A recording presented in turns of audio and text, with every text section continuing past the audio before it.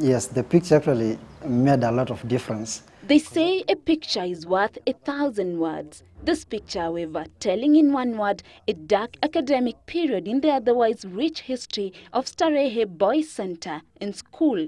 That was in March 2011 when the school hit headlines with such words depicting its declined fortunes in academic performance.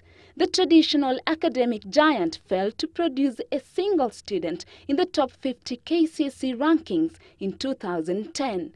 It was ranked 11th nationally. Yeah.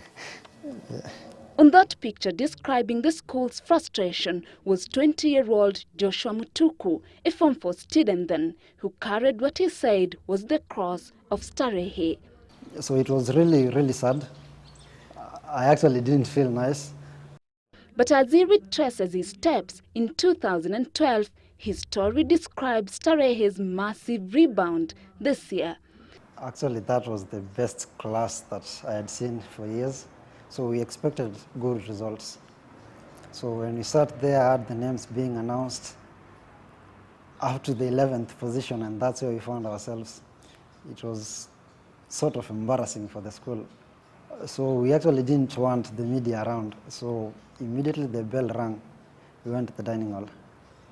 And then I was not expecting it. They took a photo of me.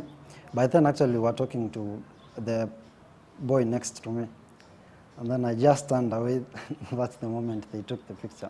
We were actually discussing on how the class ought to have performed better than it had. It was really embarrassing because when I went home, all my friends were like,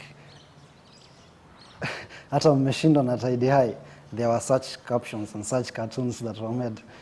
This picture became his motivation to restore Starehe's lost glory and becoming the 8th male candidate nationally. Number 8, Mutuku Joshua Kilonzo, 86.81, 782, Starehe Boys Center and School. It was a gentleman who took that photo of me. I was actually annoyed at first, and I thought if I could get him, I could strangle him at that particular moment. But then later on, I realized that will be my motivation, knowing that I'm going to change the picture that will be there. And the one that appeared in 1st March this year, it's a different picture. For Mutuku comes from Mlolongo at the river. His life has been a struggle. His mother passed away just days before he sat the Kenya Certificate of Primary Education. But in all his struggles, his father a driver and his brothers who are not lucky to go through secondary education because of lack of school fees remain his pillar. Have you ever read his The Starehe Boys alumni, whose role model is Richard Branson, the owner of Virgin Atlantic Airways, remains focused on his dream, that of being a pilot. And 1st March is no longer just another day of the month. It's a day he hopes will be picture perfect for Starehe come the 1st of March next year. 1st March, it's a special day for me.